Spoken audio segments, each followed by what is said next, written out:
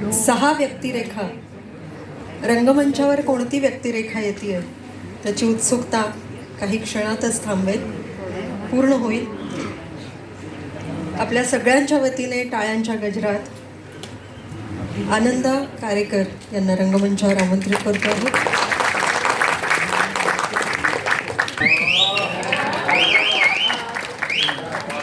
नमस्ते नमस्ते. माझे की नाही तुमच्याकडे काम अर्जंट आहे, शिवाय महत्वाचं सुद्धा. काय तिकडे नाक्यावरती माझं दुकान आहे कोंबड्यांचं. म्हणजे गाडीने जिवंत कोंबड्या येतात त्या मी मारतो आणि सोलून टांगून ठेवतो अशा उलट्या. शिवाय अंडी सुद्धा ठेवतो, ब्रॉयलर चिकन. पण मी या इथं कशासाठी आलोय तुम्हाला माहिती आहे का? हा हॉल खाली करण्यासाठी, रिकामा करण्यासाठी. कारण की तुमचा हा जो काही सत्कार समारंभाचा कार्यक्रम आहे ना, तो जरा लांबलाय. आणि त्यानंतर आमचा श्रद्धांजलीचा कार्यक्रम. काय म्हणाले? कुणाची श्रद्धांजली? कुणाची श्रद्धांजली असं नाही, कुणाला श्रद्धांजली असं म्हणतात, कुणाची पुण्यतिथी असं म्हणतात. कुणाची श्रद्धांजली असं नाही म्हणू. त्या श्रद्धांजलीच्या कार्यक्रमाच्या पूर्वतयारीसाठीच मी इथं आलोय. आणि प्रवीण आणि ती श्रद्धांजलीसाठी आणलेली हार आणि तुला आतमध्ये घेऊन ये रे. आणि बरं का बंडा ठोंब्या नुसतं बघत उभा काय राहिलेस तिकडे? त्या टेबल आणि खुर्ची आतमध्ये आणून टेबलावरती सफेद रंगाच्या चादरी घालायला विसरू नका रे पाहुण्याटांनो. नाव माहितीये का? नाव नाही सांगतो. रावसाहेब गुरगुटे. मी नाही, मी अजून जिवंत आहे. ज्यांना श्रद्धांजली आहे त्यांचं नाव रावसाहेब गुरगुटे. ते गुरगुटे मी नाना. नाना म्हणजे कोंबडी मला.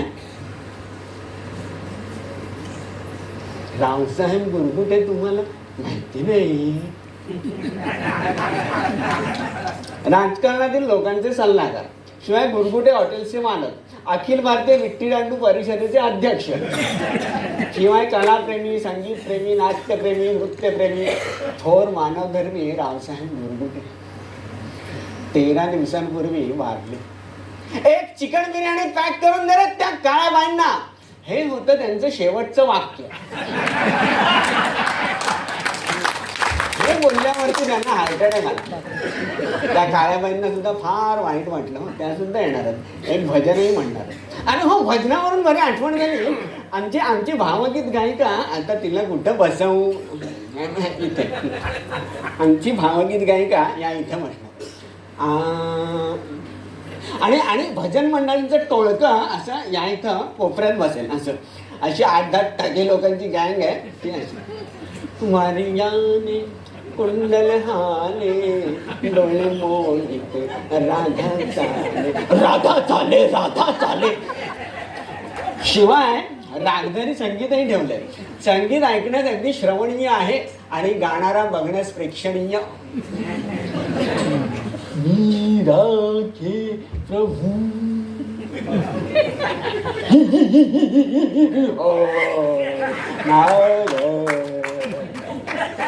शिवाय ही आमची भाषणाची जागा.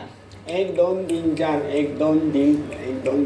कमल नमनकर, अभय पठणकर, श्रेष्ठ, शिष्ट, सुणसुळी.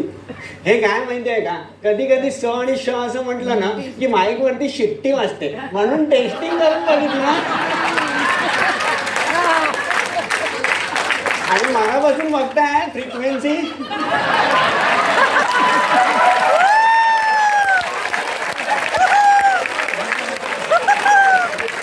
काही अजून नाही, आपली फ्रिक्वेन्सी जमली म्हणजे झालं. शिवाय फोटोला हार घालण्याचा सुद्धा कार्यक्रम ठेवलेला आहे. ही जागा फोटोला हार घालण्यासाठी आणि फोटो अडकवण्यासाठी उत्तम दिसते. अहो नाहीतर त्या दिवशी जर का व्हायचं, त्या दिवशी की नाही ते बाणवलीकरांच्याकडे त्यांच्या वडिलांचं श्राद्ध होतं. त्यांचा फोटो जरा कोणी वरतीच अडकवला होता. जाण्या बायकांना तर फोटोला हार घालायला उड्याच माराव्या लागत होत्या. मी म्हटलं अरे ही स्पर्धा का चालली आहे? गाढवाला शेपूट लावणे तशी फोटोला हार घालण्याची. म्हणून मग मी काय म्हटलं की तो फोटो काढा आणि आडवा टाका आणि मृतदेहात घालतात तसे हार घाला. हसतोय मी, घाबरू नका, पडणार नाही, हाडं आहेत हो माझ्याकडे. तुम्ही हे सत्काराचं वगैरे करताय ना ते छान करताय कार्यक्रम. म्हणजे मला अगदी राहवलं नाही म्हणून मी सांगितलं तुम्हाला. शेवटी कसं आहे, गोठवलेल्या कोंबड्यांच्या सानिध्यात राहिलो असलो तरी भावना गोठलेल्या नाही. तुमचा हा सत्कार समारंभाचा कार्यक्रम संपला की नंतरच आमच्या श्रद्धांजलीचा कार्यक्रम सुरू होईल. तुम्ही अगदी निश्चिंत राहा. शेवटी मृत माणसाच्या श्रद्धांजलीपेक्षा जिवंत माणसाचा सत्कार समारंभ अधिक महत्वाचा हे कळतो मला. ती श्रद्धांजलीसाठी आणलेली हार आणि तुला तात्पुरता बाहेर घेऊन चल रे, नाहीतर हे डांबरट लोक त्यांच्या सत्काराच्या कार्यक्रमाला वापरतील. हॅलो, नमस्कार. आजच्या या कार्यक्रमामध्ये सगळ्यांचं पुन्हा एकदा स्वागत. आजपर्यंत मगापर्यंत ज्या ज्या सगळ्या कलाकारांनी आत्तापर्यंत या रंगमंचावर आपली कला सादर केली, उत्तम कलाकारांची मांदियाळी या निमित्तानं, या कार्यक्रमाच्या निमित्तानं आपल्याला बघायला मिळाली. मी त्या विजनच्या वतीनं आणि सांस्कृतिक कार्यसंचालनाच्या वतीनं सगळ्यांचं पुस्तक भेट देऊन स्वागत करू इच्छितो. स्वानंदी टिकेकर, स्वानंदी बाप्पा जोशी, अमोल बावडेकर, ज्ञानेश आणि नीलाक्षी पेंढारकर,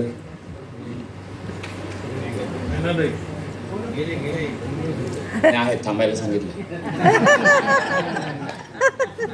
म्हणूनच मी आत्ता आठवून घेतोय हा, म्हणजे नंतर.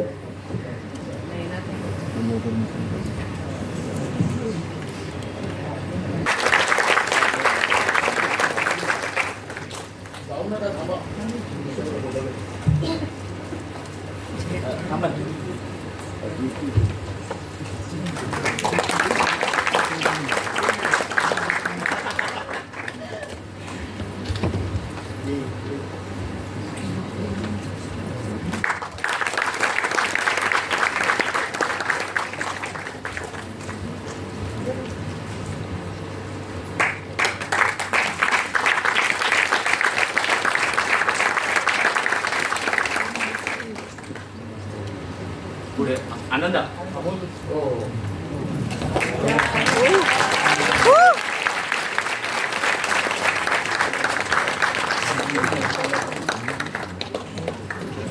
पुढे अधिक वेळ न घेता लगेच पुढल्या कार्यक्रमाला पण सुरुवात.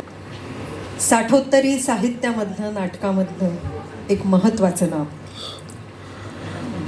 कथन रचनेची मोडतोड करत भाषेशी खेळणारा, मराठी शहरी मध्यमवर्गीयांचं जगणं अधोरेखित करत उपरोधिक आणि तिरकसपणातून न्याहाळणारा आणि कुठल्याही पंथात न बसणारा मराठीचा एक समर्थ असा लेखक आणि नाटककार. त्यांच्या दर्शन या नाटकातला नाट्यप्रवेश आपल्यासमोर सादर करतायत दीपक कदम. श्याम मनोहर हे विलक्षण मानसिक पातळीवर विलक्षण शोध घेणारे लेखक आहेत. गेल्या काही दशकांमधला चौकटीतलं जीवन जगणारा आणि त्या दृष्टीनं अभ्यास आणि डिग्री करणारा तरुण आणि कलेकडे आकर्षित होणारा तरुण यांच्या मानसिकतेचं वेध घेणारं हे नाटक आहे. कुमार ज्याचा अभ्यासात लक्ष लागत नाहीये आणि हातून कलेतील निर्मिती सुद्धा नीट घडत नाहीये आणि त्याच्या मानसिक पातळीवर एकीकडे पुनरुज्जीवनवादी आणि दुसरीकडे परिवर्तनवादी हा झगडा सतत चालू असतो.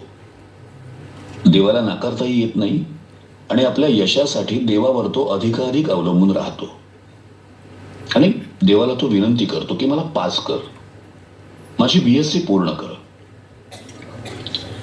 आणि मग एका पराकोटीच्या बिंदूला पोहोचल्यानंतर देव कुमारला जे सांगतो ते सर्वच मध्यमवर्गीय मानसिकतेला देवाकडे बघण्याच्या दृष्टिकोनाविषयी सांगतो.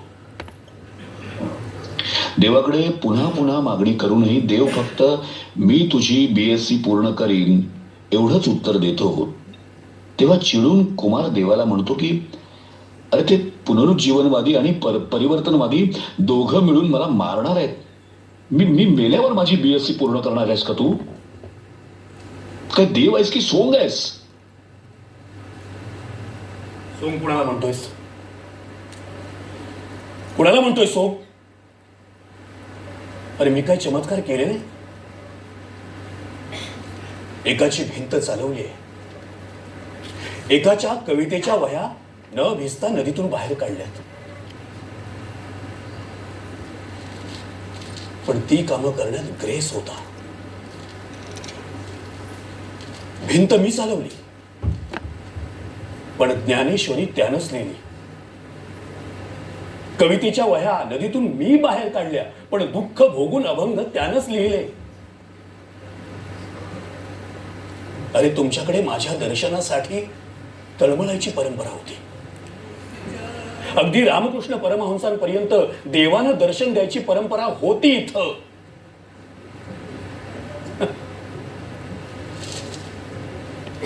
त्यानंतर मात्र माझा फक्त अभिमान धरणं सुरू झालं.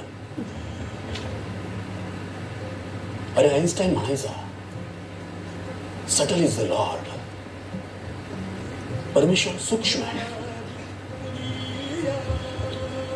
आणि तुम्ही ढोबळ करताय रे मला. जगभर लोकांनी मला प्रतीकात नाहीतर मूर्तीत बंदिस्त करून टाकलं. अरे हे सगळं विश्व, अवकाश, काळ केवढं कोड आहे. लखलखणाऱ्या चांदण्या, निळभोर आकाश, गोड हिवाळा यांनी तुम्हाला सुख मिळतं. प्रचंड वादळ, भूकंप यांनी तुम्हाला दुःख होतं. पण या विश्वाचं रहस्य काय, हा प्रश्न कोणी मला विचारत नाही. कोणी स्वतःला विचारत नाही, आणि इतरांनाही विचारत नाही. माणसानं गुंगून जावं असं या विश्वात काय आहे? एक सुखाचा विचार. सुखाच्या विचारात माणसं गुंगून जातात. आणि दुसरा विश्व रहस्याचा विचार. आता तुम्ही म्हणाल मी नाटककार आहे, नाटक म्हणजे करमणूक आहे. विश्व रहस्याचं कोडं सोडवणं ही ऍब्सोल्यूट करमणूक आहे. हा, आमच्याकडे गरिबी ठेवली आहेस, खायला नाही, पाणी नाहीये प्यायला, असंच ना? अरे गौतम बुद्धानं खाणं पिणं सोडून विश्व रहस्य शोधलं होतं. आणि गरीब लग्न करत नाही, दारू पित नाही, गरिबांनाही मतदानाचा हक्क आहे ना? अरे आहे ना? मग फक्त विश्व रहस्य शोधण्याचा अधिकार नाही? विश्व रहस्य शोधण्याचा अधिकार प्रत्येकाला आहे. या विश्वाचं रहस्य काय, हा प्रश्न मध्ये ठेवून सगळं करायचं. सत्ता मिळवायची, राजकारण करायचं, समाजकारण करायचं. विज्ञानाला आत्ता अलीकडे विश्व रहस्याची म्हणजे मिस्ट्री ऑफ युनिव्हर्सची ओढ आहे. अरे एकेकाळी भारतीय साहित्याला या विश्वाचं कोडं सोडवण्याची ओढ होती. आणि आता साहित्य म्हणजे फक्त कला, सौंदर्य, मूड निर्माण करणं, नाहीतर सामाजिक वास्तव रंगवणं. अरे म्हणून लोक मला नुसती कामं सांगतायत. कुणाला नोकऱ्या द्या, कुणाला मुलं द्या, कुणाला निवडणुकीत यश द्या. अरे you people have reduce me sub God deputy God. अरे उपपरमेश्वर केलंय तुम्ही मला.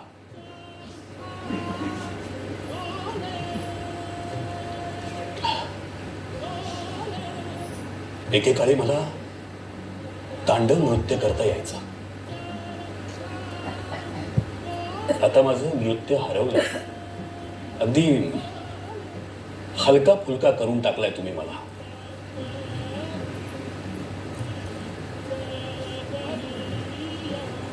सुख तुम्ही तुमची मिळवताय ना, मिळवा, खुशाल मिळवा. मी दुःख देणार, तुम्हा माणसांच्या झगडेच लावणार, आणि तेही माझ्याच वरनं. हिंदू म्हणणार आमचा देव खरा, मुसलमान म्हणणार आमचा देव खरा. आणि एवढंच नाही तर in every religion there will be conflict whether I exist or not.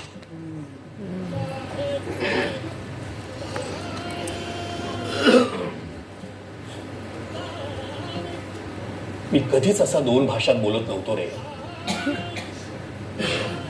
तुमच्यामुळं अशी वागायची पाळी आल्या माझ्यावर.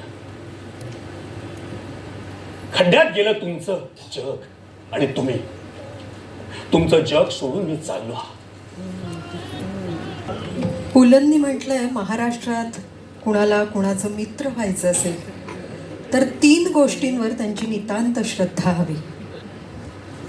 छत्रपती शिवाजी महाराज, लोकमान्य टिळक आणि बालगंधर्व. गंधर्वांवर आणि संगीत नाटकांवर विलक्षण प्रेम करणारे अनेक जण भक्तच त्यांचे. पण तो संस्कार घेऊन कोकणच्या मातीतला दशावतारी बालगंधर्व गेली 40 वर्ष किंबहुना त्याहून अधिक काळ या दशावतारी कलेसाठी ज्याने स्वतःचं आयुष्य वाहून घेतलंय असा कलावंत, टाळ्यांच्या गजरात स्वागत करूया राष्ट्रपती पुरस्कार प्राप्त दशावतारी स्त्री पार्टी कलावंत ओमप्रकाशजी चव्हाण यांचं. असतील आणि मी त्यांच्याबद्दल अधिक काहीही सांगणार नाही. फक्त आता इंटरव्हल नंतर त्यांचं आपण ठरवलेलं होतं, त्यालाही वेगळं कारण होतं. पण त्यांना आत्ता ज्या स्वरूपात ते प्रयोग करणार आहेत तसेचे तसे ते त्यांचा जोगेश्वरीला आत्ता प्रयोग आहे. त्याच्यानंतर 7:30 वाजता ऑलरेडी त्यांचं नाटक सुरू झालेलं आहे आणि त्याच्यानंतर 1.5 तासानंतर त्यांची एंट्री आहे. दशावतारी म्हणजे काय, दशावतारी नाटक 4-5 तास 6 तास चालतं, आपल्याला सगळ्यांना माहिती आहे. तर हे एक शिफ्टिंग करतोय, त्यामुळे त्यांच्याबद्दल काहीही न सांगता आम्ही त्यांना आमंत्रित करतोय. नाव वगैरे सगळं ठीक आहे. नाही, नाव सांगितल्यानंतर तुम्हाला बऱ्याच जणांना त्याची कल्पना आलेली असेल, पण प्रत्यक्ष बघितल्यानंतर त्या माणसाची ताकद कळेल आणि त्यानंतर मग आपण त्याबद्दल एक अर्धा मिनिट बोलूच. तर ते फक्त शिफ्टिंग आहे.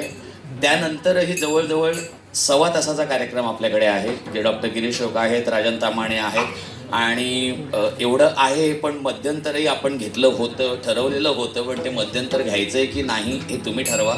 आपण सलग करूया. फक्त नाही, ते मी जाहीरपणे नाही बोलणार, मग अशी झाले. तर आपण सलगच हा कार्यक्रम करायला घेऊ, जेणेकरून त्याचा आनंद अधिक आपण कुठेही त्याचा खंड न पाडता आपण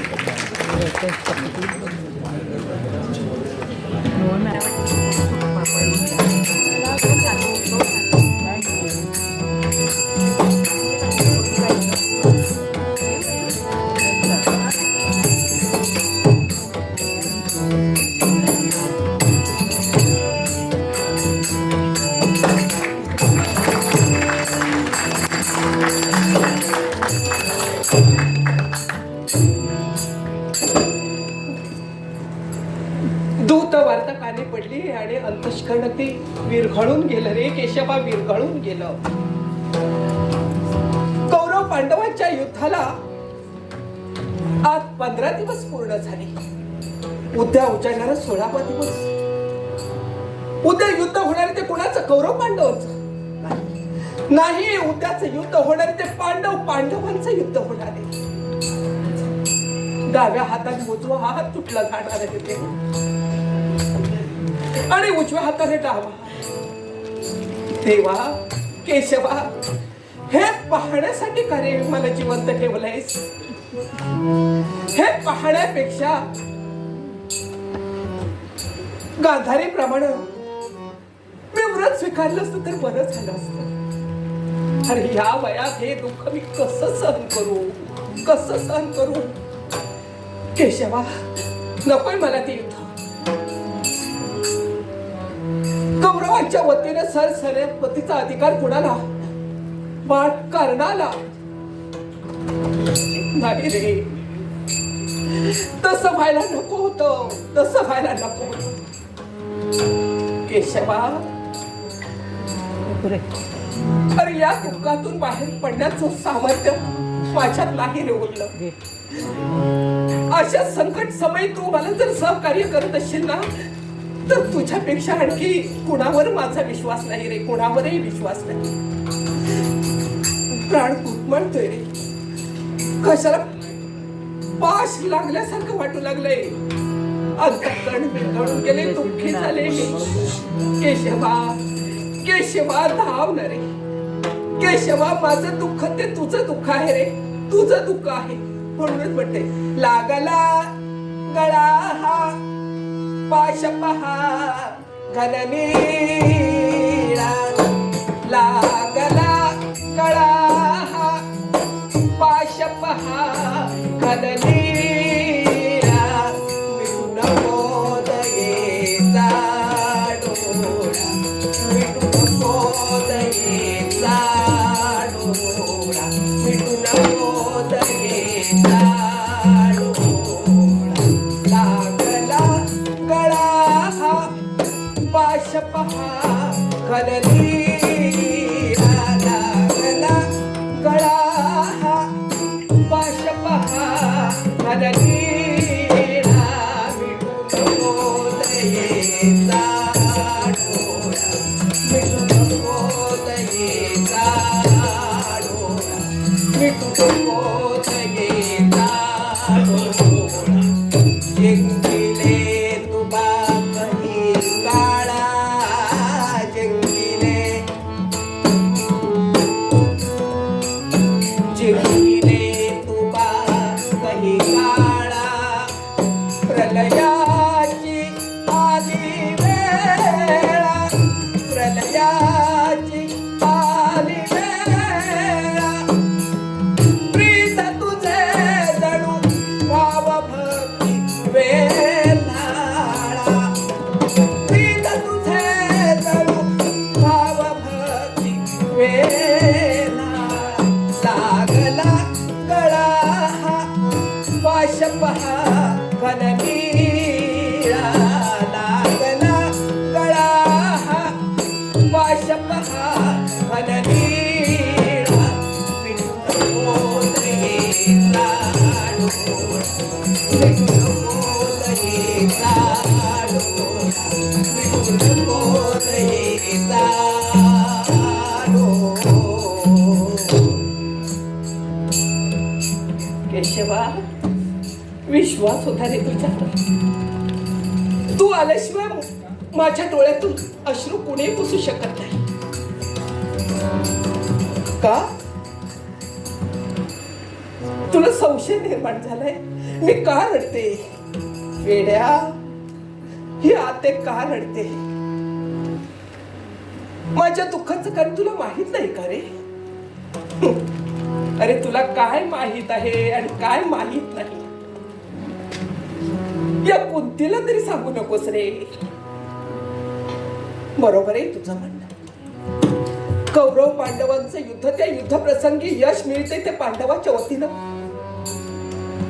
त्याचा आनंद मनात आहेच रे पण या कुंतीच्या अंतराचे दुःख आहे त्याचं कारण फार वेगळं आहे केशवा तुला जर माहित नसेल ना तर ऐक हे कुंती का रडते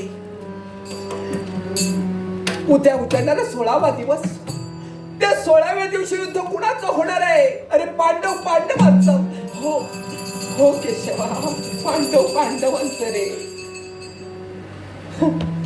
हे थट्टा नाही रे केशवा हे थट्टा नाही मी करत मी सांगते ते खरं आहे मला सांग कौरवांच्या वतीनं सरसेनापतीचा अधिकार कुणाला आहे हो ना अरे तेच मला नको आहे कर्णानं सरसेनापतीचा अधिकार स्वीकारायला नको होता रे तो तुझा कोण याबद्दल सुद्धा तुला काही माहित नाही केशवा ऐक कर्ण हा दुसरा तिसरा कुणी नव्हे कर्ण हा कुंतीचा पहिला पांडव आहे रे पहिला पांडव आहे हो हो केशवा मला सांग उद्या होणारे युद्ध हे पांडवांचं होणार आहे ना यासाठी तू माझ्यासाठी एवढीच विनंती माझ्यासाठी एवढंच करते कर्ण शिबिरापर्यंत जाऊन कुंती मातेचा संदेश आहे म्हणून सांग त्याला म्हणावं कौरव पक्ष सोडून पांडव पक्षाची मिलाप व्हावं तिथं तुझं स्वागतच होईल जा हो माझा संदेश एवढाच घेऊन जा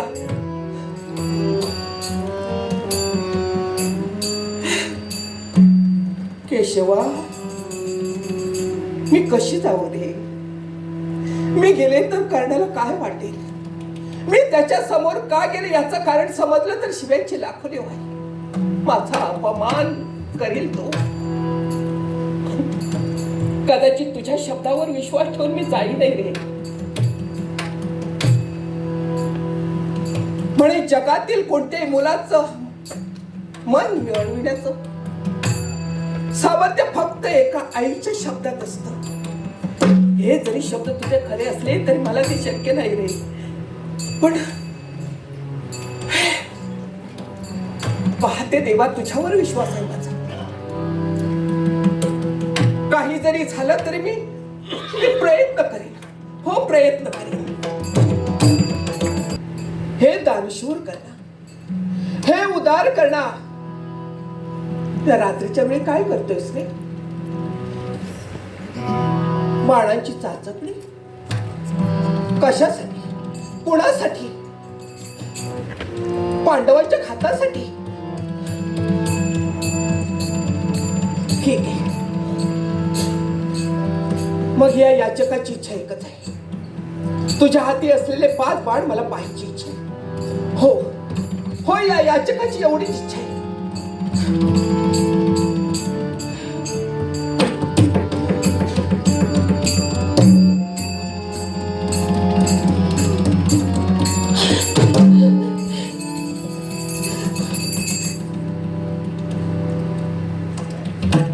पाच पांडवांच्या खातासाठी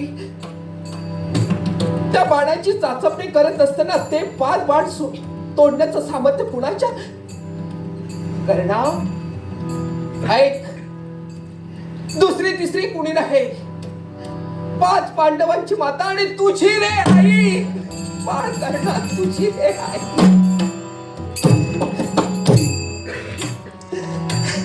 हो, एवढ्या वर्षांनी तुझी कायम झाली रे. तू माझा मुलगा आहेस हे सारं जगाला ओरडून सांगण्याचं सामर्थ्य नाही माझ्या. म्हणून मी तुला भेटण्याचं किंवा तुला स्वीकारण्याचं धाडस नाही केलं. त्याचं कारण माझ्या बाबांची प्रतिष्ठा चिरेबंदी तटासारखी उभी होती रे. पण आज नाईलाजाने यावं लागलंय. माझी इच्छा एकच, तुला काही कमी पडू देणार नाही. बस फक्त माझ्यासाठी एवढंच कर ना. अरे आई म्हणून नतमस्तक झालास रे. पण बाळ कर ना, ऐकशील ना माझं? उद्या कौरव पांडवांचं होणारं युद्ध, त्या युद्धात यश हे पांडवांचं आहे. तू जर कौरव पक्ष सोडून पांडवांजवळ आलास तर हस्तिनापुरचा राजकिरीट तुझ्या मातीभुशीला जाईल. रागवू नकोस. कदाचित माझं बोलणं तुला कटू वाटत असेल रे. एवढीच इच्छा घेऊन आली होती. ठीक आहे, येते मी आले. हे जर तुला आवडलं नसेल ना तरी पुन्हा येणार.